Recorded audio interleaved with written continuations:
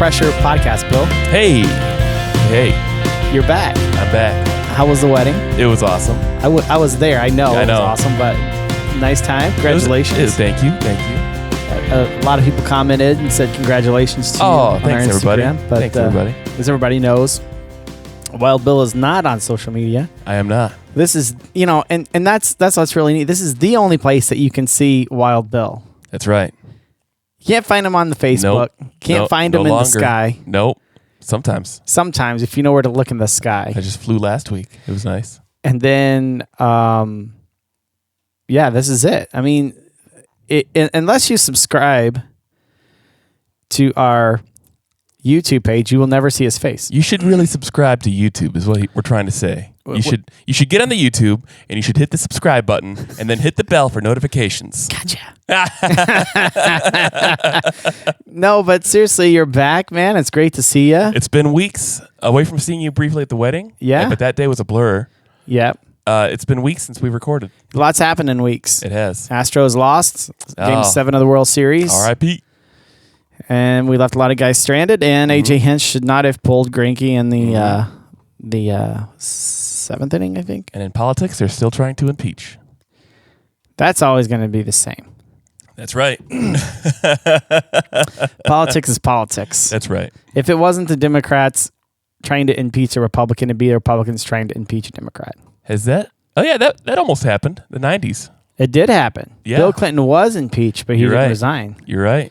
Yeah, very interesting. That's tricky. Very interesting. Jeffrey Epstein's still dead. Yep. What? And he did not kill himself. Dead. Lots of things happened in the last couple of weeks. Man. But I missed you. I'm glad you're back, Bill. It's good to see you. Good to be back. It's good to see you. I mean, you're married. This is your first time married. Yeah, ever. A big first change, time ever. A big change for you. It is. I mean, you're only 22 years old, so it's not like I know. You know. Dude, congratulations. Oh, thank you. This episode of the Remote No Pressure podcast is brought to us by Deli Fresh Design. Mm-hmm. They take outdoor products such as your old waders. You can send your waders directly to Ross, and he will make a beer koozie for you. Makes bags, all kinds of cool stuff. Yes, indeed. Using recycled materials. Fly wallets. I used my fly wallet this weekend. Oh, very nice. You know what was crazy? I had a rough week, man. It was a very rough week. Sorry. Very rough week. So I decided on Wednesday, I was on my way. I travel for work, so I was on my way back, and I decided, I'm gonna swing by the boat launch here at Pine Street up in Muskegon, and I'm gonna do some fishing and do some wading. Well, the water was super high. Yeah. But I fished for a while, didn't catch anything, and I'm like, I'm just gonna head home. I'm tired, Yeah. Locked my keys in my car. Son of a. And so I'm like, are you kidding me? Because I'm so paranoid when I put on my waders and stuff that I'm gonna lock my keys in the car. So if anyone listens to this, do not tell my wife about this whole story, okay? Left my keys in my car, and I called my wife, and I was like, you have to come pick me up, but it's like an hour and a half away. Oh, man. She's like, I'm not doing it. Call roadside assistance. And I'm like, I don't want to pay the money, but we had unlock service for free. Oh, nice. So that was nice. So that's good. It's getting cold. It's getting dark. It's northern Michigan. I've been fishing all day. I'm kind of damp, you get really sick, you're kind of tired. And in comes the wrecker. The wrecker comes up and he's like, all right, real young kid. And he's like, unlocking my car and stuff. And I'm like, oh, okay, thank you so much. I just want to get heat. So I start taking off my waders, and the keys fell out of my boot. So I guess somehow when I was putting the keys in my pocket, they fell down into my waders. But at least I didn't have to pay for the unlock service. That's true. But that was an experience. That was an experience. That was fun.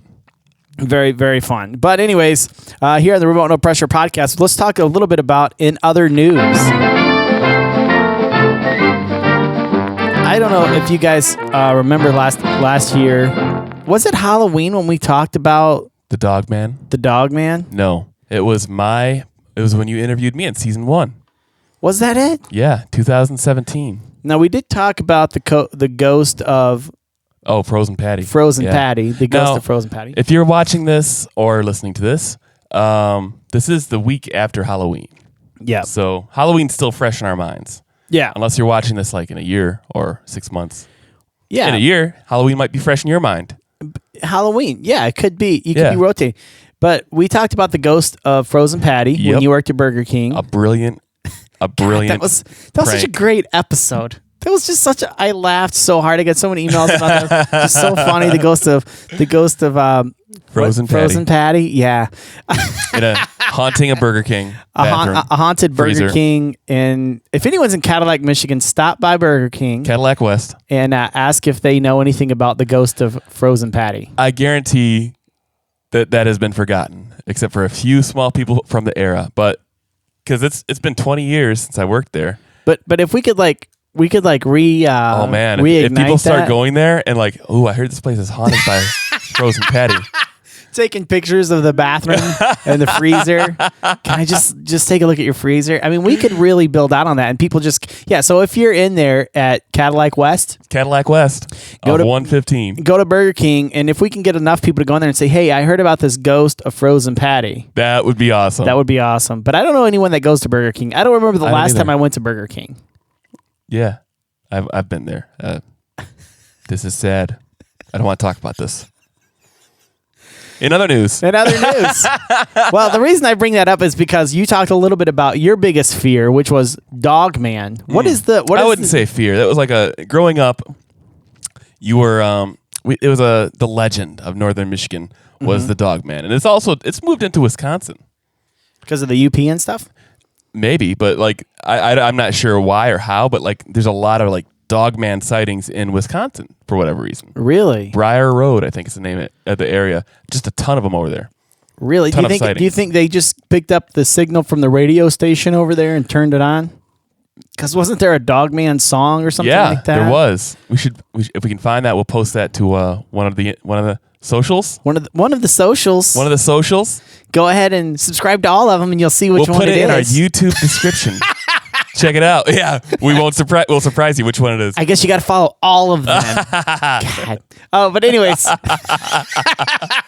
And you better leave a review about it too. Yeah. No, but it was the Legend of the Dogman was the name of it. What was the legend? Every 7 years or every 7th year. Okay. Not every 7 years, but like on the 7th year, like in 87, the Dogman would come out and like do something. And then in 97, he released another song, like the Dogman Return kind of thing. Where he would just like tell the whole story and then like add the last section.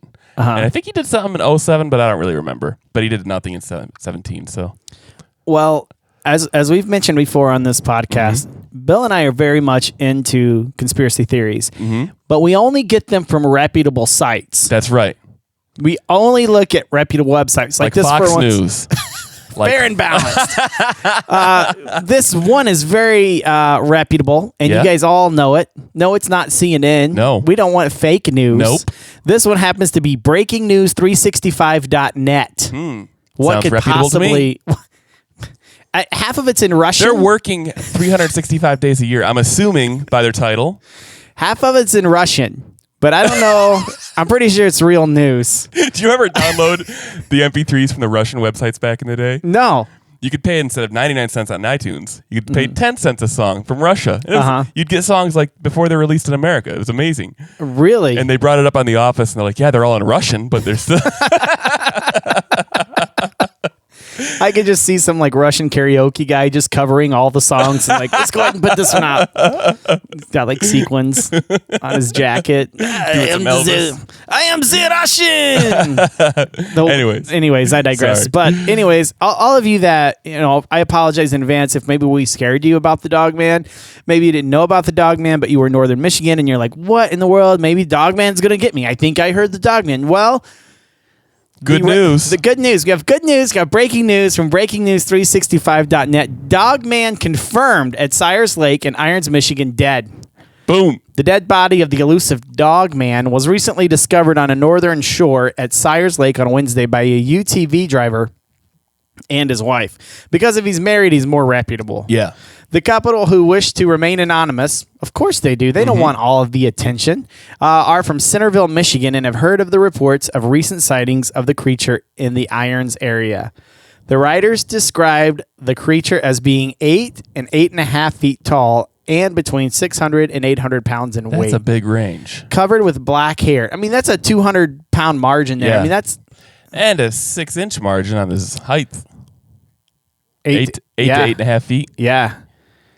Yeah, I don't know. But, you know, what are they going to, like, walk it out? They probably didn't want to get near him. Maybe he was taking a nap. Maybe he wasn't even dead. Well, it looks like he's covered up here. And it looks like a hoof as a foot. You see the hoof? Oh, I thought that was just toe. Yeah. But you might be right. That's like 2 hoofs. Maybe he's go to the... Where can we show them this? We're gonna share this on our Facebook page. Go to our Facebook. Check this out. And also, we'll put a link up on it. Part of me wants to kind of look at the Google Maps in this area too. Like, I've never been to Irons. I've never been that far west in the UP, but I love the UP. I was up there for my honeymoon. Okay. How far is there even a Sires Lake near Irons? I don't know. That would be something to look into. Where is Centerville, Michigan? Probably in the center of Ville. You think it's in the Lower Peninsula or the Upper Peninsula? I don't know. I don't know. Oh, there's an ad for Donald Trump. Oh, really? That's true. Oh, that's awesome. Oh, Selma. Oh, there's Dogman, Selma Hayek's breast, and an ad for. It doesn't show her breasts. It doesn't show her breasts. Just so people we're not perverts. We're not on the podcast. Don't click on that. But there's like on the air. There's words like patriot and gold and Dogman and some Russian ads for Trump. I'm pretty sure it's a legitimate website. I'm 99% sure. Yeah. This can't be fake. They can't be fake. But either way, we're going to share it because that's what we do. We're going to share fake news. He is dead. All we have to worry about now is Bigfoot. You know, the thing is, though, I wonder if he lost a fight to Bigfoot. That could have been it. If only he had one of our Bigfoot buffs. Yeah. That would have saved his life. The Dogman would not have been attacked. And you too can purchase this Bigfoot buck for what? This Bigfoot buff. Bigfoot buff. For Bigfoot buff for $10 on our website. Gotcha. Yeah. You too could purchase this. No, but just to put everyone at peace of mind, the Dogman has been confirmed at Sires Lake, dead. Dead Dogman. I wonder how you bury that. Do you bury him like in the backyard? Do you just drag him in the water and let him rot? What do you do? Like a normal dog? Like you bury him, put a little cross there? Just throw him in the road. Throw him in? MDOT will pick him up. Yeah, he's dead. They'll take care of this. That's interesting. That's very interesting. I don't know. I don't believe in Dogman, but I think that's pretty funny. I do. And when that came up, I instantly thought of you. And you were on your honeymoon and stuff, so I couldn't text you and be like, hey, buddy, Dogman's dead. We can rejoice.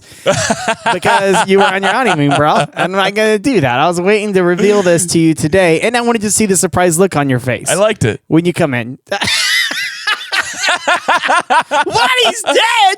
Do I got an article for you, Bill? Oh man! But this week's episode, I'm very excited because we're going to talk to someone from the Conservation Angler, and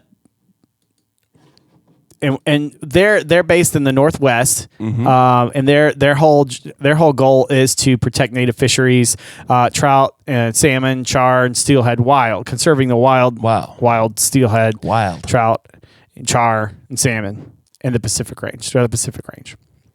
So we did the musicians on the fly thing, and David Moskowitz, who we're interviewing today, reached out to me and said, "Hey, you got to check out this other musician." I'm like, "Oh man, that's really cool." And then of course, everyone has their little signature, on the bottom of their thing, and I'm like, "Oh, I'll check out his website." And so I was like, "Wow, that's really cool. He would be an interesting interview." Yeah. So he's joining us today, David Moskowitz. He is working with the Conservation Angler. We're going to have links on our website.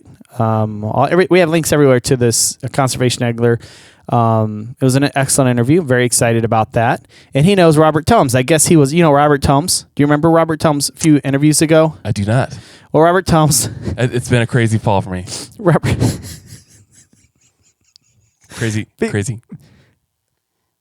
What was the shotgun comment before? Yeah. I'm just gonna stop. No,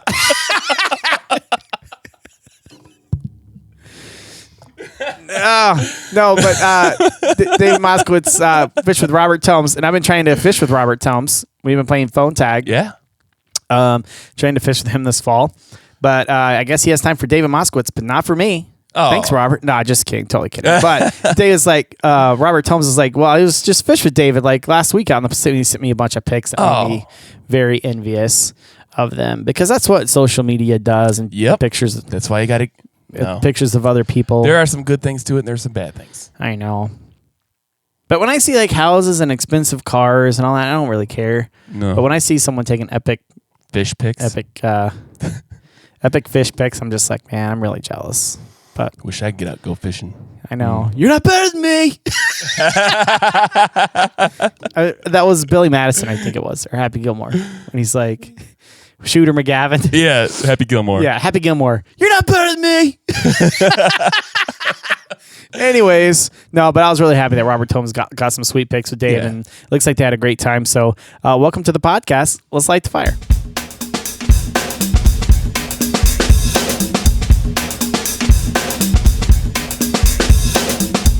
Today on the Remote No Pressure podcast, I'm very excited to speak with David Moskowitz. Thank you very much for joining us, David. Oh, it's really a pleasure to be getting to know you. Now, I wanted to ask you a little bit. You're with the Conservation Angler. Can you tell us a little bit about that and what your organization's all about, David? Yes, of course. The Conservation Angler was formed, created by a guy named Pete Soverell, who has been he's a retired Navy officer, and he's been a conservationist for quite a long time, was very involved with the Federation of Fly Fishers, and then founded the Wild Salmon Center in 1994, and 10 years later, the Conservation Angler. And it's really in response to what he has seen as the constant downgrading of particularly wild steelhead in the Puget Sound, Olympic Peninsula, and the Columbia River, Oregon coast. I mean, all the places where steelhead have thrived for centuries and millennia, and he has really just a kind of an entrepreneurial spirit and a real conservation bent. He started the Conservation Angler 2004, as I mentioned. I came on board in 2016, and we have been trying to really focus on what the fish management agencies have direct control over. They complain about El Nino and climate change and the warm water blob in the Pacific, but they don't really have control over those things. But what they have control over are the harvest and hatchery practices that are followed, and we believe very detrimental to wild fish, particularly steelhead and spring chinook. And so that's been our focus. So you think that those things have more of an effect on the wild steelhead population than, say, climate change? Oh, there's no doubt that climate change has a profound effect on the fish and the food chain, but we are not going to be able to save these fish. We can't continue to use the same management regimes for harvest and hatcheries in light of the impacts of climate change on wild fish. The wild fish have the genetic diversity and the resiliency and the life history, breadth and depth to probably be the fish best situated to survive the effects of climate change and drought and all kinds of, flooding, whatever it is. They've got adaptation mechanisms that are been finely tuned for 10,000 years. The hatchery fish, even after one generation, they show signs genetically of domestication. They don't have that resiliency, that ability to survive the natural river. You see, they are designed to be very productive inside concrete raceways, inside the barbed wire fences of the hatcheries. The wild fish, born and raised out in the wild, they can survive, they react. And this year is actually a really clear, evident circumstance of that in the Columbia River. We have almost a complete failure of the hatchery, the steelhead hatchery run. There's probably 25 or 30 million hatchery juveniles released every year in the Columbian snake. And this year, there are more wild fish returning to the Columbian snake than there are hatchery fish. And Wow. they face the same ocean. And they are much smaller by a biomass size as juveniles going out, much smaller number of them. It's very clear that the wild fish the wild fish is where we need to focus to be able to survive climate change, and to protect these wild fish. We need to make sure that our angling and hatchery regime fits what wild fish need. What are some of those harvesting things and some of the things that you guys have done and brought to light to help conserve those fish? Well, what we've really focused on is what it's been a requirement to release wild steelhead in all fisheries, inland fisheries, for quite some time. The only people can harvest wild steelhead are the treaty tribes on the Olympic Peninsula or in Puget Sound or on the Columbia and Snake. And so, but what we have is a really intensive sport fishery that is focusing on salmon, and they are fishing at river mouths. And we have a very warm Columbia River that is coming down stream, and because of the dams on the Columbia River, the water warms up. It goes up above 68 degrees, and so what the science tells us, and this comes from radio tagging wild fish, and then studying their movements. These wild steelhead will go into what we call cold water refugia. And that happens on any stream. It's not just the Columbia. It can be the Umpqua River, the North Umpqua wild steelhead. It could be the wild steelhead heading into any of the Olympic Peninsula rivers. They're going to gather when the water temperatures are below 68 and the receiving temperatures, like the bigger rivers, are over 68. They hunker down into certain areas. And those are the honey holes, and the anglers know where they are. Let's face it, we all want to fish where the fish congregate. For these migrating fish, it's a bit different than some of the resident fish, but the issues, they do transfer. But for these migrating fish, they're looking to save their energy, and they only have a limited amount of energy to get them to migrate up these big rivers to actually successfully spawn. And in this case of the steelhead, they try to get back out because they don't die after spawning. So the steelhead are just tremendously unique.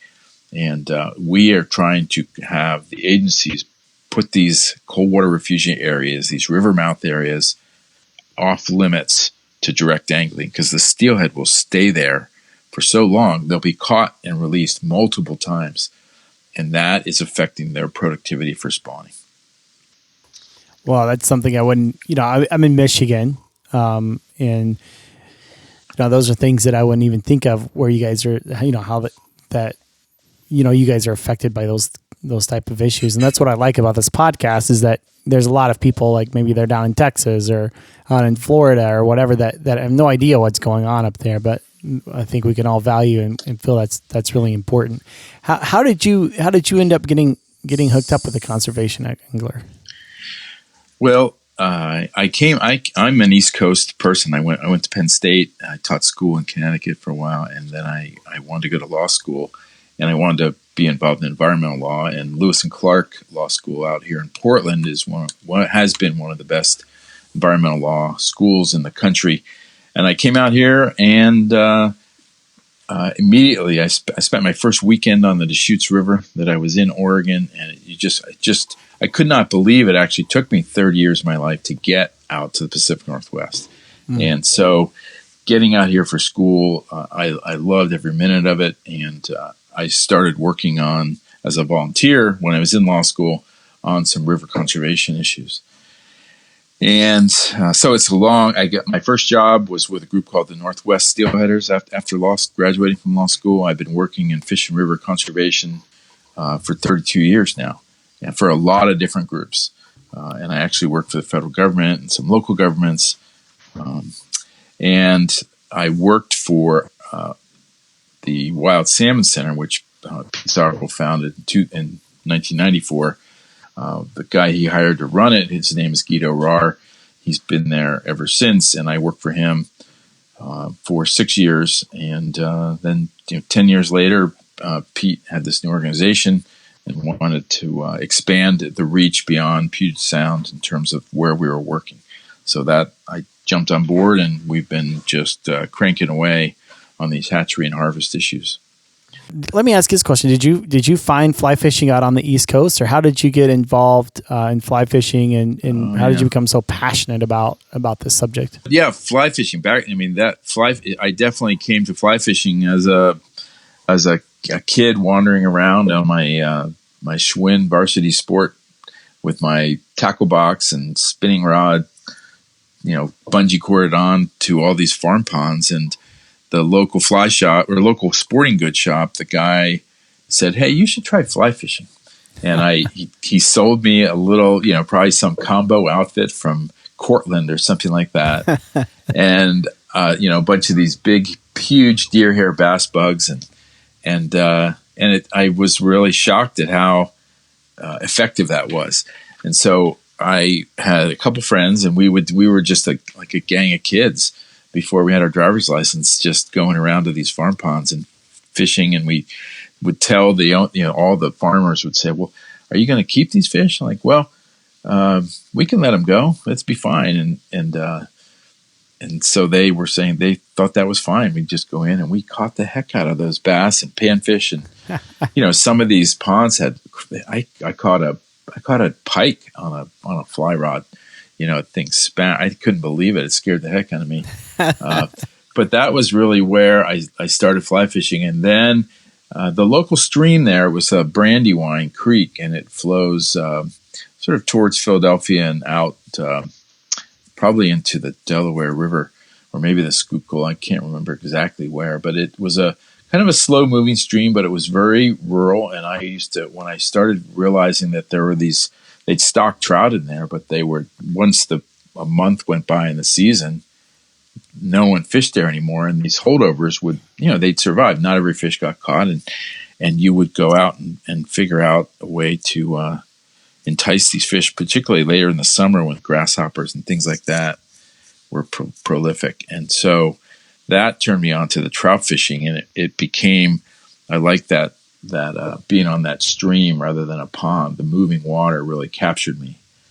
And so that's what I did for a long time. And I actually spent, but I didn't take advantage of a lot of the fishing opportunities that you could in Pennsylvania. I never went out to Western Pennsylvania, to the Great Lakes. I didn't even fish in, it's sort of a terrible admission. I was at Penn State, and there's an incredible trout stream right there, and including this professor who basically taught fly fishing. And I had turned my attention at a certain point. I turned to mountain climbing and skiing, and I stopped fishing for a while. Wow. Yeah. But then so my first job out of college was as a teacher at a private school in Connecticut, and it was right by a river called the Housatonic.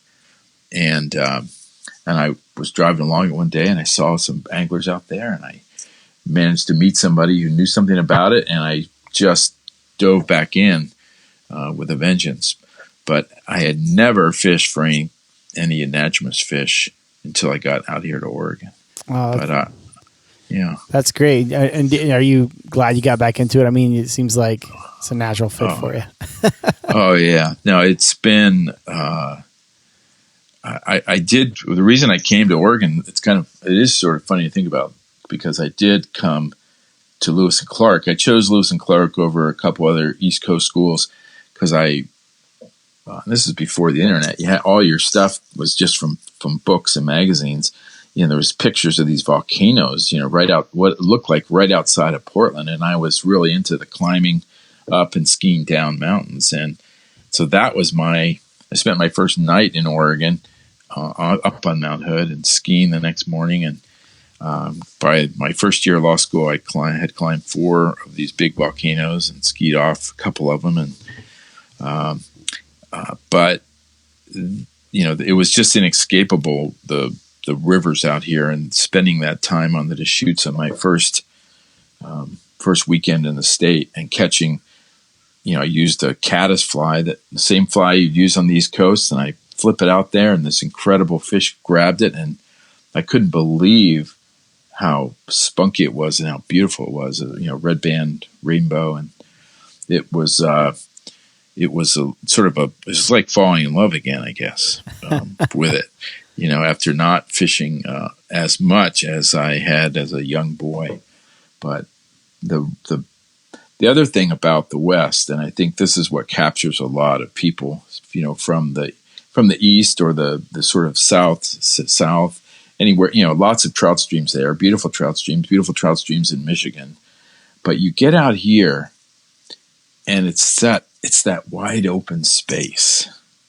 It's you can be on one part of the river and look upstream, and you can practically see the glaciers, where these streams come from. And you can see the whole valley, and it's unbelievable to me that this, and so much of it is public land. That's the amazing thing about Oregon. I think is over 50% public land between state and federal lands. Some of these western states are even more, and it's an incredible legacy that has been created for people, and that's where a lot of these fisheries are coming from. Beautiful headwaters that are protected from most of the terrible things. A lot of the private lands out here, the rivers are a shadow of themselves, from whether it's logging or grazing or mining.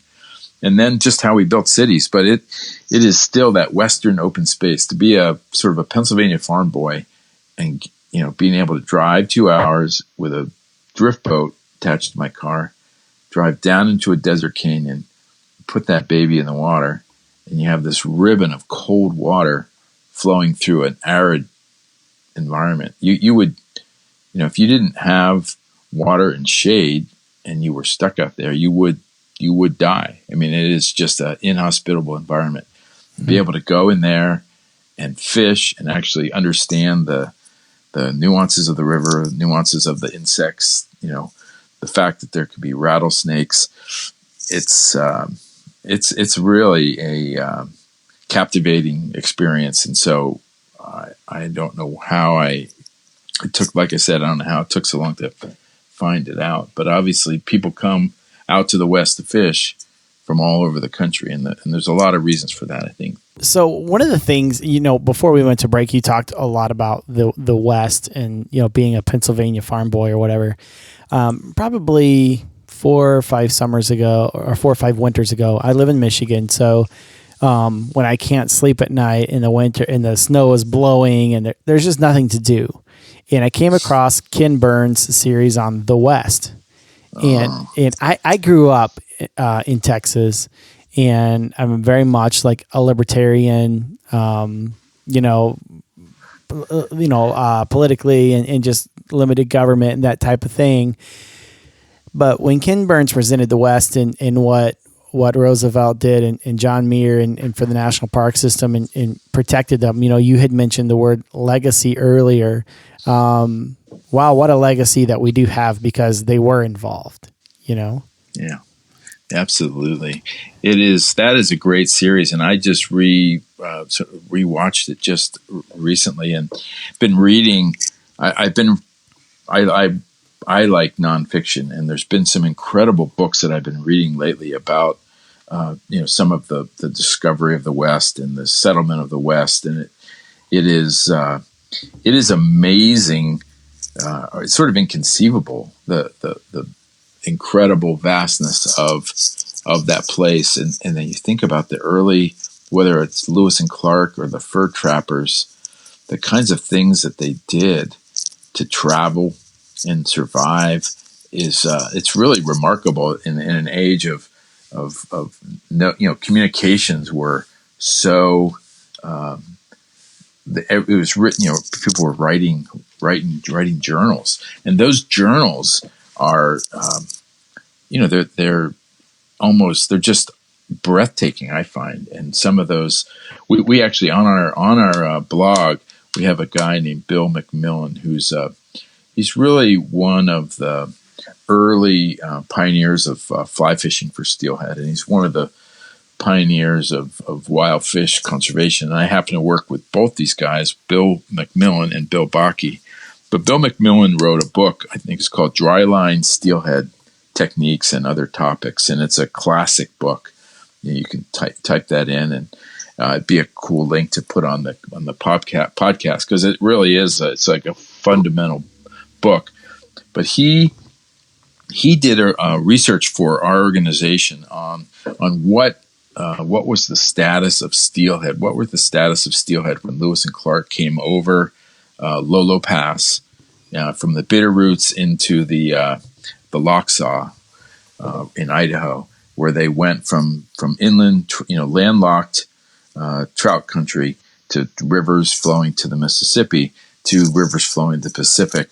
And he based it all on researching these journals that were kept, because Lewis and Clark's are the most famous, but just about every one of these people on the Lewis and Clark trip actually kept a journal. And so and those have been digitized now, so you can research them. And he did a pretty extensive trip through eastern Washington and into Idaho, going into the small towns, going into the little libraries, and almost every little town had their own little newspaper.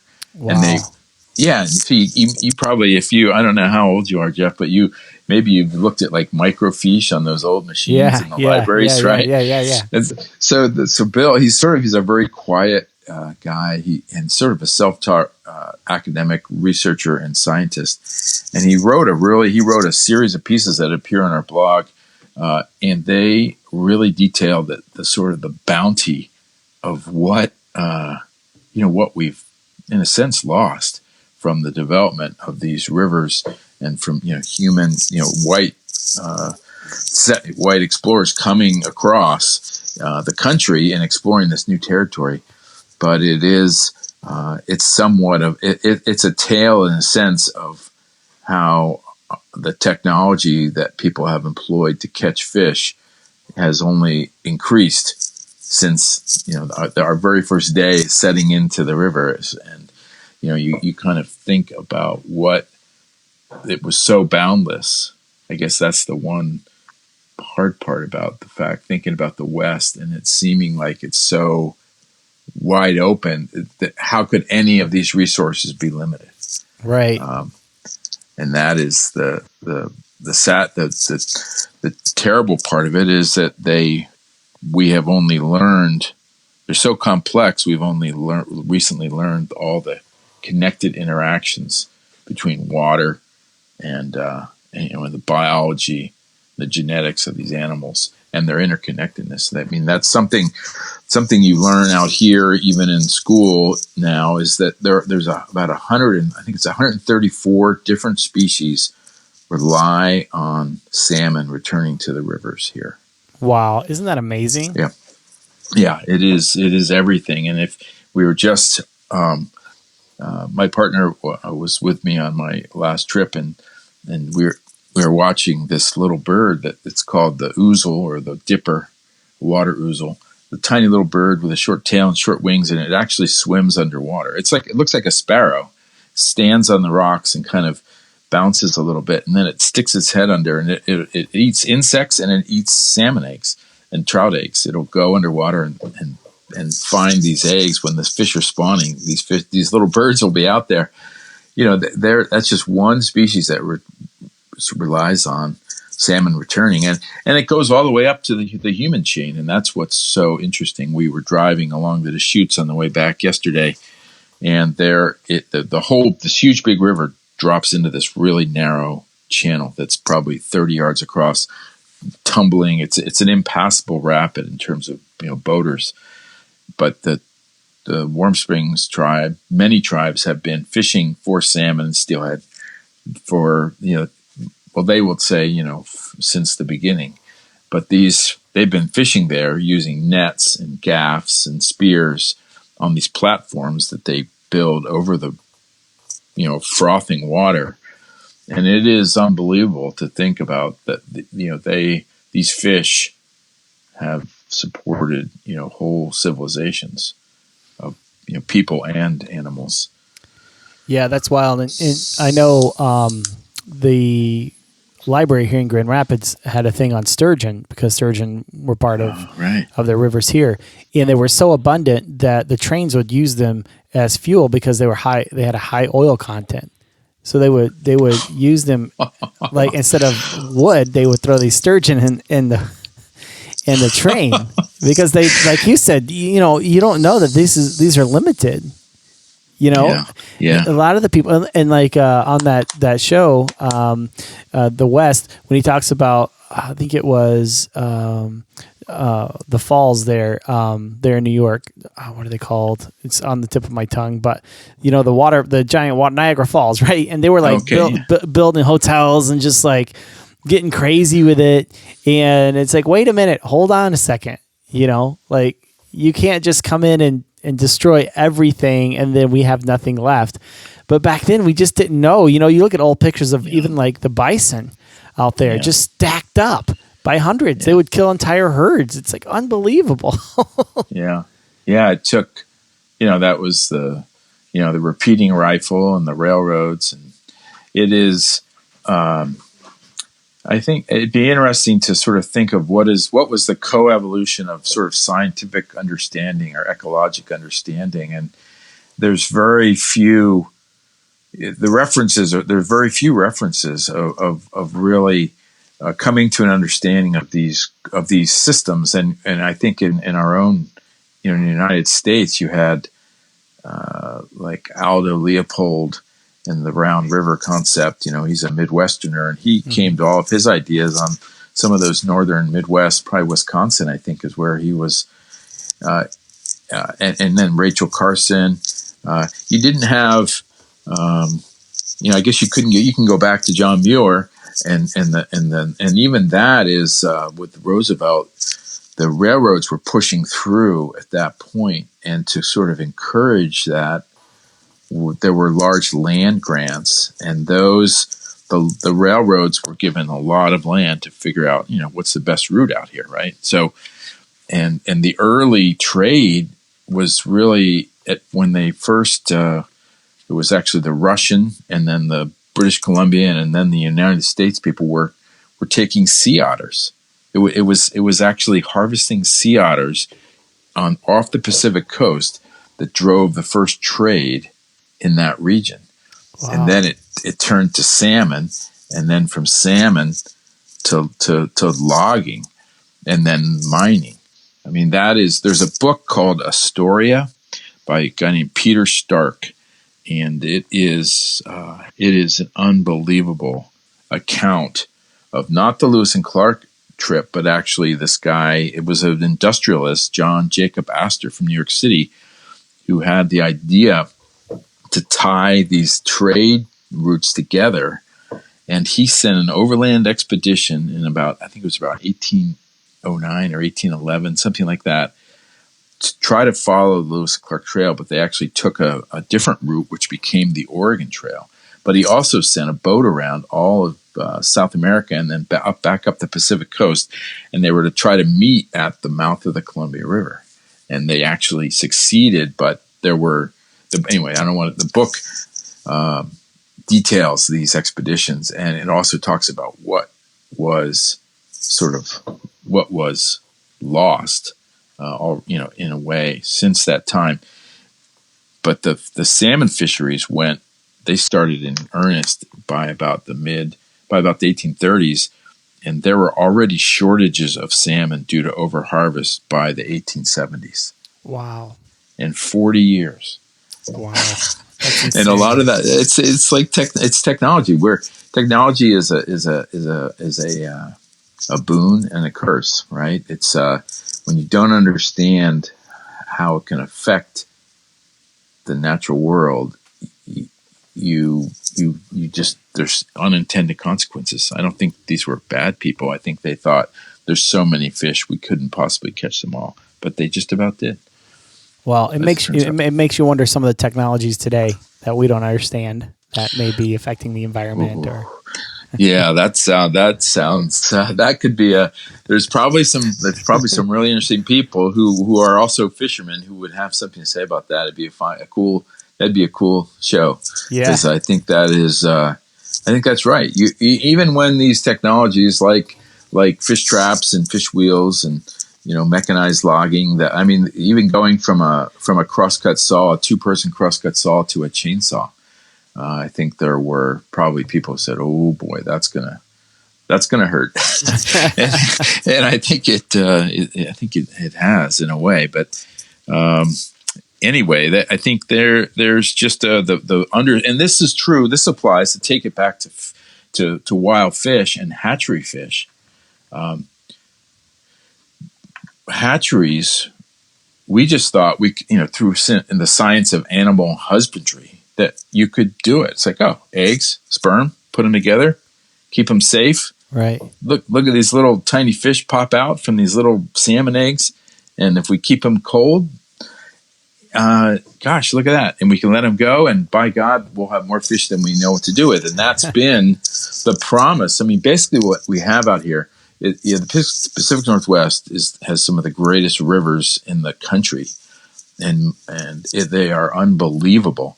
But yet we have dammed some of the most incredible ones. You think about the Snake River, which starts up in Yellowstone, essentially, flows down through all of southern Idaho and then back up north along the Oregon-Idaho border.